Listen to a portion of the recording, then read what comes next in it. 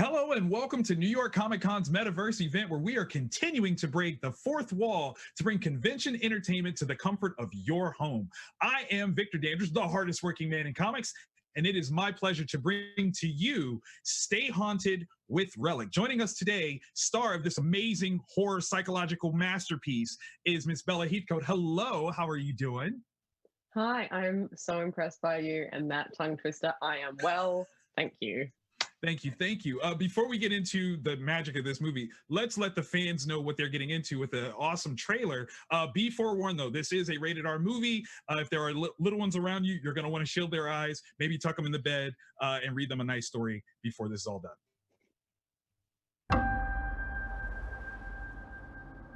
When was the last time you spoke to her? It's been a few weeks. Gran? Mom? Mom! She called me a few weeks ago. I think she was scared. She thought someone was coming into the house.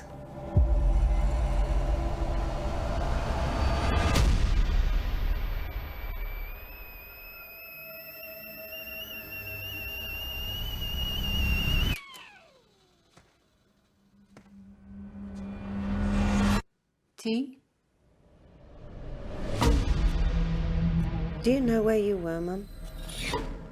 I suppose I went out. What's this? I was on the property when your grandfather inherited it. His mind wasn't there in the end. You can't put Gran in a home.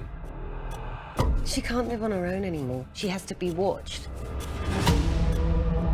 Everything all right, Gran? I thought this was where it got in. Who? Whoever it was coming into the house.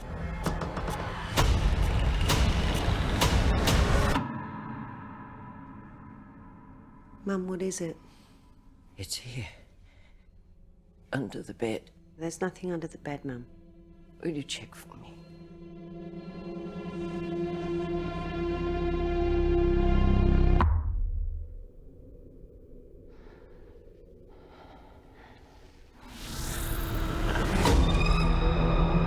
I'm here to help you, Mum. I can see you.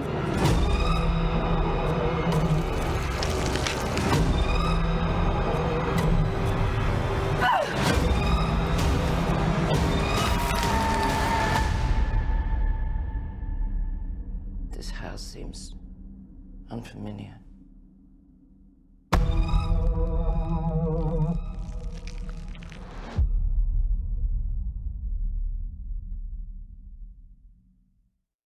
Is it safe to come out now? Okay. Okay.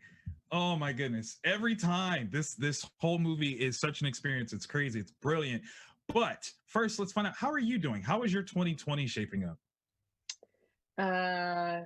On the mend, it's improving. I'm trying to think of more positive words than dumpster fire, but that seems to be the persistent word that comes to mind. But it's definitely getting better, I think, for everyone. And Definitely glad to hear that.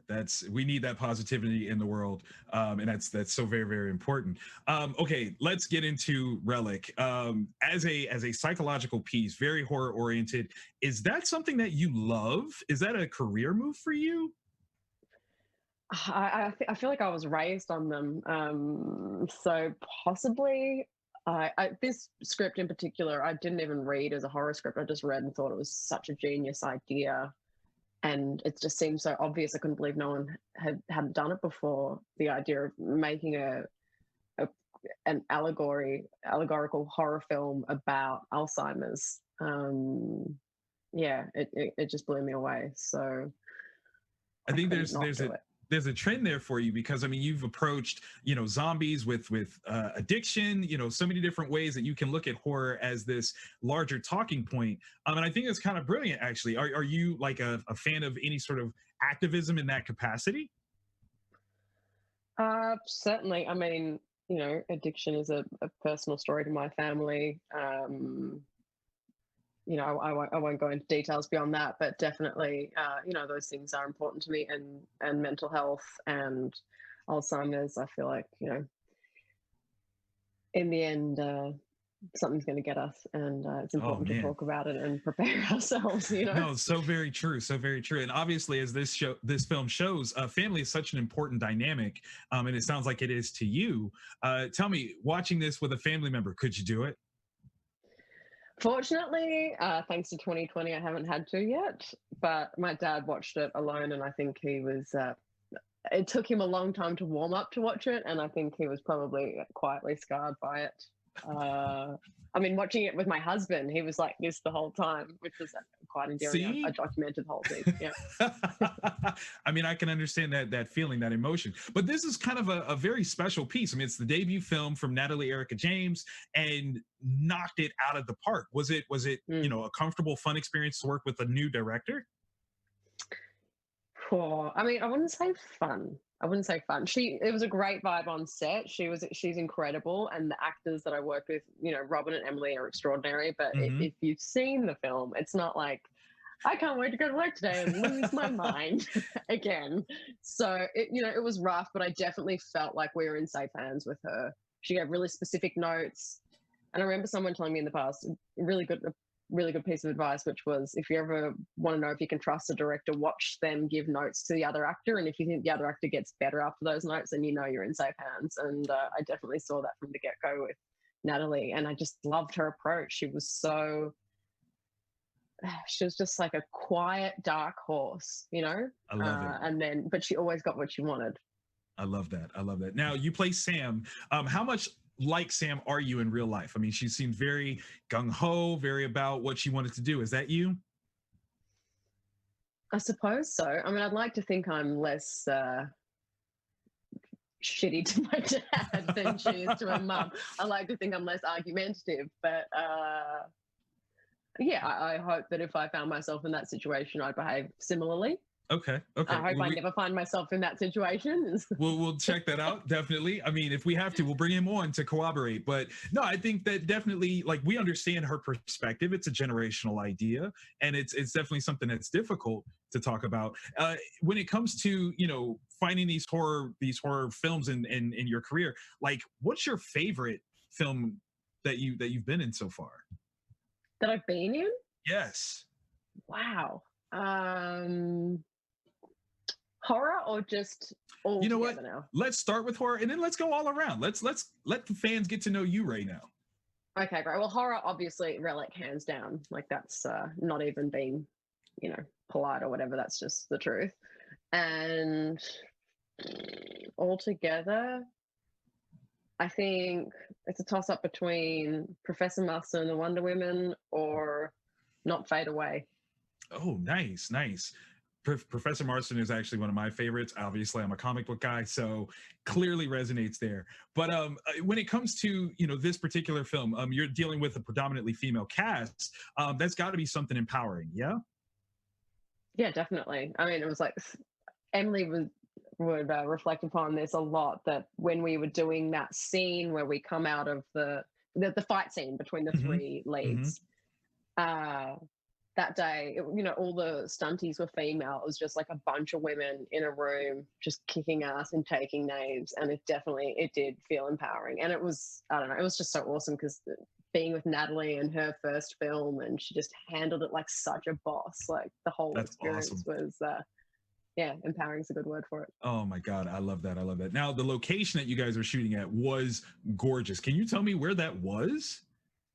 We shot in a few different locations. One, like, the exteriors were all shot in this house in the country out in Whoop Whoop in Victoria. Whoop Whoop is not an actual place. Whoop Whoop's just far away in Victoria. And then most of the interiors were shot in this house that was kind of closer to central Melbourne. And that house was extraordinary because it was this beautiful house that had just totally fallen apart, and they didn't have running water. It was like a guy who'd inherited it from his family, and he was like squatting in his own house. Like, there was just it was like an episode of Hoarders or something. I don't even know how they found this place. I think the location manager put a flyer in his letterbox, and somehow we ended up in this house, and it just felt like, okay, this is the house for the film, Oh my God. Because I mean, the place is beautiful. I have to admit, absolute jealousy of that bathtub. That looked magical. Was shooting that, kind of serene scene, was it as peaceful as it seemed? The bathtub, actually, that was shot in a studio, but the studio was like basically a tin shed in the middle of nowhere. And I remember it rained for days and everyone was just freaking out because I don't know if you've ever heard rain on a tin shed, but it's like, bah, bah, bah, bah. So I think that bath was probably, maybe there was a reprieve in the rain. I do actually. It was so nice to just get in a bath and not have to be running around covered in muck. So yeah, it was. It was relaxing. It was a chill kind of hour at work.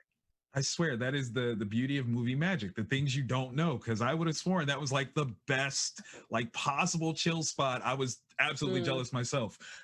Okay, so obviously we don't have a whole lot of time with you, so I want to know what's on the horizon for you. What new projects are you considering looking at, if you can tell us? I can tell you, and I'm excited to tell you that I'm doing a Netflix show with Toni Collette called Pieces of Her. It's based on a book by Karen Slaughter, and it's awesome. I guess it's like a thriller, Ooh. kind of. Yeah, so it could be in your wheelhouse. Okay, absolutely. I will be looking for us this. two kind of kicking ass again. So that's going to be pretty sweet. That's hopefully happening early next year, but who knows? Fingers crossed at this stage. I mean, obviously, 2020 COVID situation has changed so much. Has it given you an opportunity to try out some new things, whether that's reading or learn some new skills? No, it has, and we've been very lucky, my husband and I, where we are, that we can, be in nature. And I took up pottery at the start. What else did I do? I tried cross stitch. I was like, not for me. It turns out I hate puzzles. I started writing. Actually, I've been writing a script, which I've never done before. So that's fantastic.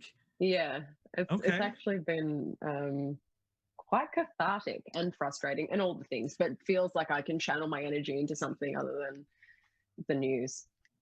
No, that's absolutely necessary, and that creativity could give you that positive outlet. Do we have any aspirations to explore where that could go, or are you just trying to get some ideas out? I think trying to get some ideas down, but I can't help myself. Like my brain goes there. My brain's already like casting people, and it's a story that's personal to me. So, but I think at the moment I'm just trying to write it out. Just keep I'm gonna swimming. send you all the positive writer vibes. I know what that's like, so definitely take those in. So as popular things go, obviously horror is in your wheelhouse. You've touched on the superhero genre. Do you have any aspirations to do more in the superhero world? Yeah, sure. If you know anyone, call them, tell them I'm available. I'm interested. I'd love to.